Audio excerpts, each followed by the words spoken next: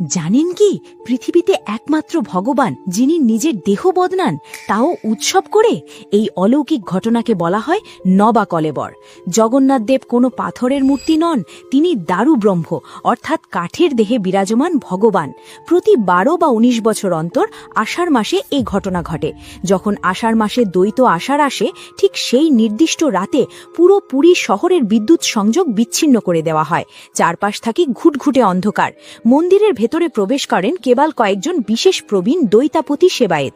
তাদের চোখ 7 রঙা কাপড় দিয়ে শক্ত করে বাঁধা থাকে, হাতে থাকে রেশমের মোটা আবরণ।